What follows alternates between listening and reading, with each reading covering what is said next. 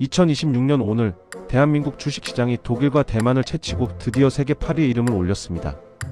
코스피 지수는 5,000포인트를, 코스닥 지수는 1,000포인트를 동시에 돌파하며 국내 증시의 역사적 고점을 새로 썼습니다.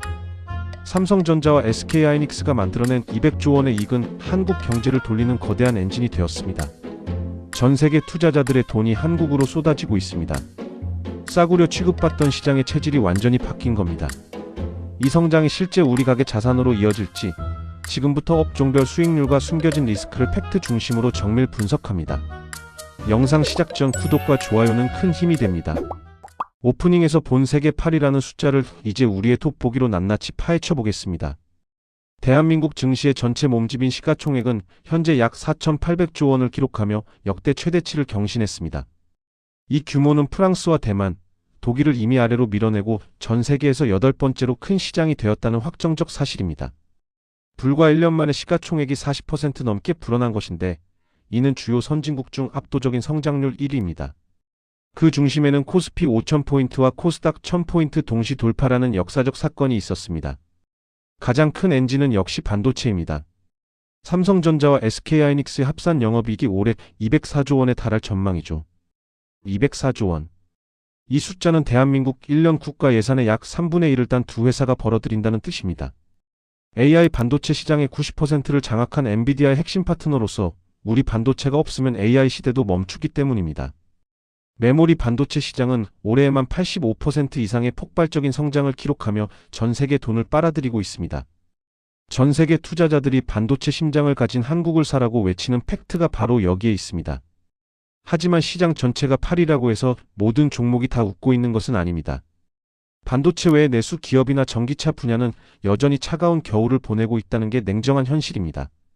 지난 1년간 삼성전자 주가가 50% 폭등할 때 우리 주변의 일반적인 내수 기업 주가는 오히려 15% 하락했습니다. 즉 한국 증시의 8위 등극은 반도체 단 하나의 엔진으로 만들어낸 기형적인 성장이었다는 냉정한 팩트입니다. 고환율이 가장 큰 원인입니다. 반도체 수출 기업은 달러를 벌어 이득을 보지만 원자재 수입 기업들은 고스란히 손해를 봅니다. 원달러 환율이 1,400원대를 유지하면서 가뜩이나 어려웠던 서민들의 지갑은 더욱 굳게 닫혔습니다. 실질 구매력 급감입니다. 여기에 중국 기업들의 무서운 추격도 한몫했습니다. 우리가 강점이었던 석유화학, 철강, 디스플레이 시장을 빼앗긴 것이죠. 결국 반도체라는 단 하나의 생명줄로만 산소가 공급되는 기형적인 경제 구조가 현재 8위라는 숫자의 본 모습입니다. 그럼에도 불구하고 외국인들은 왜 이런 불안정한 시장에 자기들의 소중한 돈을 수십조 원씩 쏟아붓고 있는 걸까요? 외국인들이 한국을 바라보는 시선이 작년부터 완전히 바뀌었습니다. 그들이 본 첫 번째 팩트는 바로 저평가입니다. 미국이나 일본 주식은 이미 오를 대로 올라 비싸지만 한국 기업들은 여전히 값싼 보석처럼 저평가되어 있다는 판단입니다. 외국인들이 한국을 저평가되었다고 판단한 구체적인 근거, 바로 주가 순 자산 비율인 PBR 데이터입니다.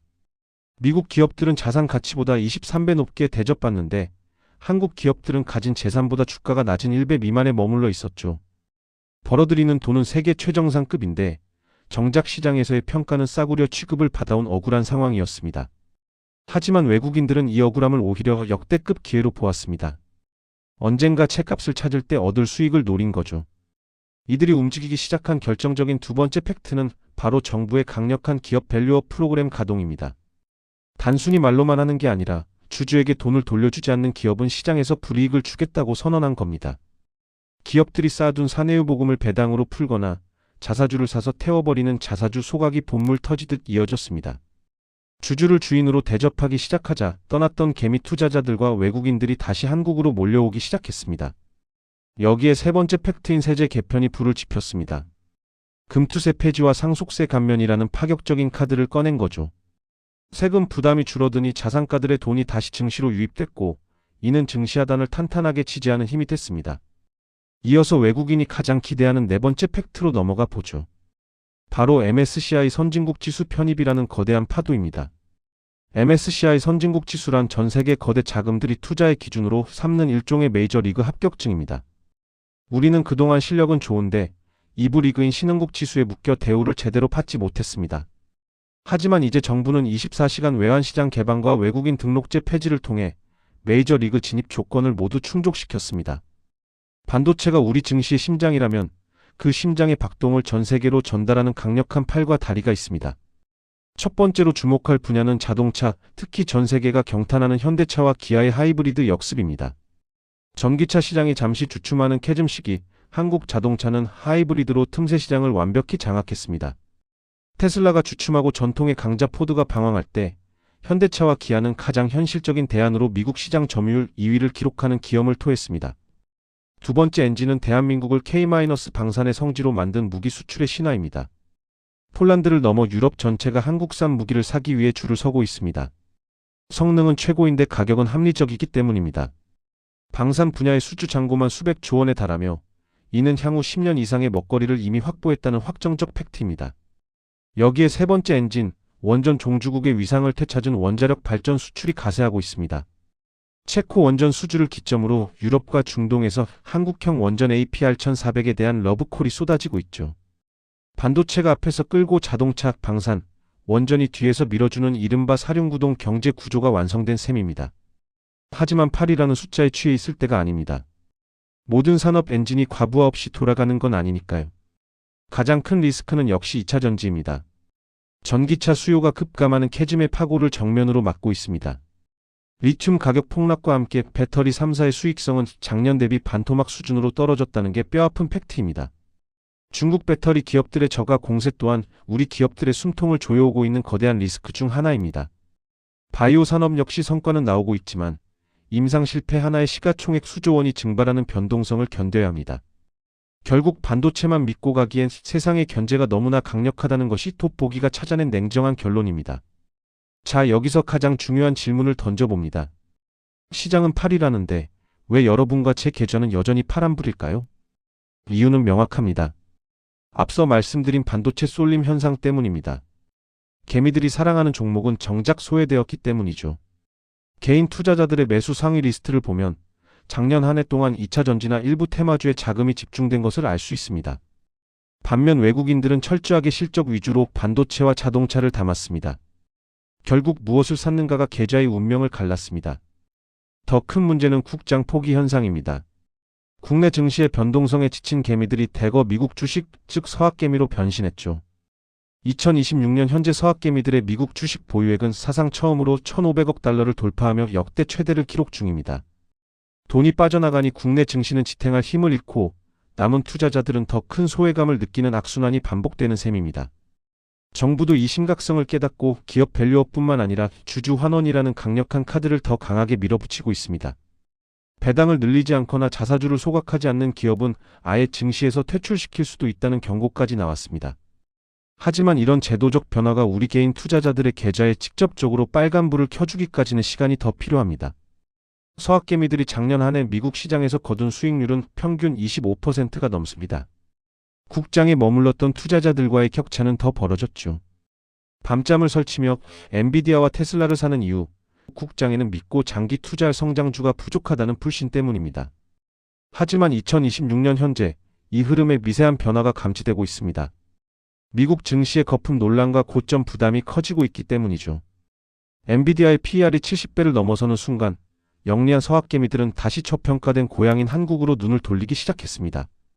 정부도 이 기회를 놓치지 않기 위해 배당 절벽을 없애는 제도 개선에 사활을 걸고 있습니다. 이제는 배당금을 얼마 받을지 먼저 알고 투자할 수 있게 되어 한국 주식도 연금처럼 보유할 수 있는 환경이 조성됐습니다. 자사주를 소각하면 대주주만 좋은 것 아니냐고요? 아닙니다. 유통 주식 수가 줄어들면 여러분이 가진 주식의 가치는 자동으로 상승합니다. 기업의 주인인 주주를 무시하던 시대가 가고 이제는 주주 환원이 기업의 생존을 결정하는 시대가 온 팩트입니다. 물론 모든 기업이 다 변하는 건 아닙니다. 우리는 그 중에서 진짜를 골라내는 돋보기에 힘이 필요합니다. 그럼 8위 등극 시대, 우리가 계좌에 담아야 할 진짜 진주 같은 종목은 무엇일까요? 이제 실전 전략으로 들어갑니다. 이제 가장 중요한 실전입니다. 세계 8위 시장에서 우리가 쥐어야 할 첫 번째 열쇠는 기술의 독점력입니다. 단순히 제품을 만드는 곳이 아니라 그 제품을 만드는 장비와 소재를 지배하는 기업을 찾아내야 합니다. 두 번째 전략은 정부 정책의 수혜를 입는 저 PBR 우량주, 즉 밸류업의 진짜 주인공들을 포착하는 것입니다. 현금 보유량이 많으면서도 주가가 낮았던 기업들이 주주 환원을 시작하면 주가는 새로운 차원으로 점프합니다. 세 번째는 수주장고라는 이름의 확정된 미래입니다. 이미 10년치 먹거리를 쌓아둔 방산과 원전이 대표적이죠.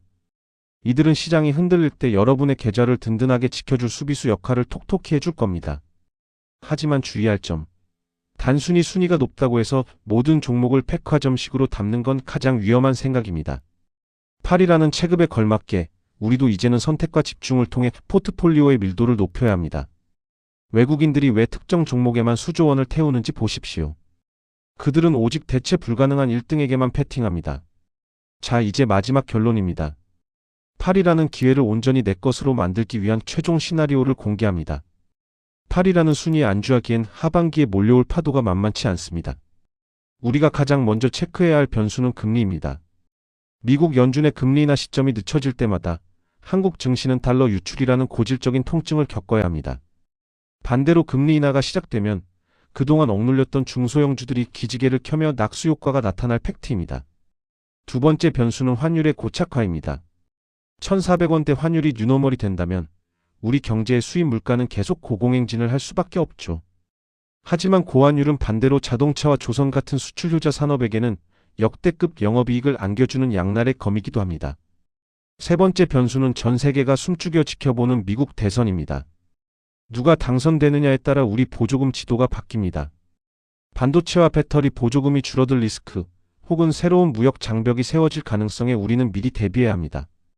이 모든 파도를 넘어서기 위해 전문가들은 퀄리티 주식에 집중하라고 조언합니다. 이게 확실한 1등 주식 말이죠. 결국 8이라는 순위는 결과일 뿐입니다. 중요한 건 우리가 그 순위에 맞는 체력을 길렀느냐는 것입니다. 하반기 변동성은 커지겠지만 팩트를 쥐고 있는 투자자에겐 오히려 부의 사다리를 탈 기회가 될 것입니다. 이제 돋보기를 아주 미세한 곳으로 돌려보죠. 하반기 돈의 냄새가 가장 강하게 나는 곳, 첫 번째는 바이오입니다. 바이오는 금리 인하의 가장 큰 수혜주입니다. 자금 조달 비용이 낮아지면 신약 개발이라는 거대한 도박에 돈이 몰리기 때문이죠. 특히 주목할 건 글로벌 빅파마들과의 기술 수출 계약입니다. 우리 기술이 세계 표준이 되는 순간 로열티라는 연금이 들어옵니다. 두 번째는 조선입니다. 전 세계 LNG 운반선과 친환경 선박 주문이 한국 조선소로만 몰리는 싹쓸이 현상이 벌어지고 있죠. 도크는 이미 3년치가 꽉 찼습니다. 이제는 기업이 가격을 결정하는 슈퍼을의 시대가 열린 것입니다. 중국 조선소가 쫓아오고 있지만 고난도 기술이 필요한 친환경 선박 분야에서는 여전히 한국이 압도적 1등이라는 팩트입니다. 세 번째는 AI 서비스입니다. 반도체라는 그릇을 넘어서 그 그릇에 담길 AI 소프트웨어 전쟁이 하반기의 핵심입니다. 단순히 기술만 있는 게 아닙니다. 한국형 LLM은 우리 문화와 언어에 최적화되어 있어 국내 시장 방어력이 엄청납니다. 네 번째는 우주항공입니다. 8위 등극의 숨은 공신으로 이제는 지구를 넘어 우주 경제의 패권을 노리고 있습니다. 위성통신과 발사체 기술 자립화는 향후 20년의 국가 경쟁력을 결정지을 가장 강력한 미래 먹거리입니다. 하지만 장밋빛 전망만 믿고 전 재산을 올인하는 건 금물입니다. 시장은 언제나 뒤통수를 치기 마련이니까요. 갑작스러운 지정학적 리스크나 글로벌 공급망 붕괴는 8이라는 순위를 단숨에 끌어내릴 수 있는 위험 요소입니다. 그래서 우리는 분산이라는 방패가 필요합니다. 한 바구니에 모든 달걀을 담지 않는 지혜가 수익률을 지킵니다. 현금 비중을 20% 이상 유지하며 시장이 흔들릴 때 오히려 줍줍할 수 있는 체력을 길러두는 것이 8위 시대의 생존법입니다. 대한민국 증시 세계 8위 등급. 이것은 숫자가 아니라 우리 경제의 체질이 바뀌었다는 역사적 선언입니다. 오늘의 팩트체크가 여러분의 부의 사다리가 되었길 바랍니다. 8위 시장에서 1위 수익률을 올리는 그날까지 경제 돋보기 마스터가 함께하겠습니다. 준비한 내용은 여기까지입니다. 구독과 좋아요로 함께해 주시면 저는 다음 영상에서 더 유익하고 알찬 정보로 찾아뵙겠습니다. 감사합니다.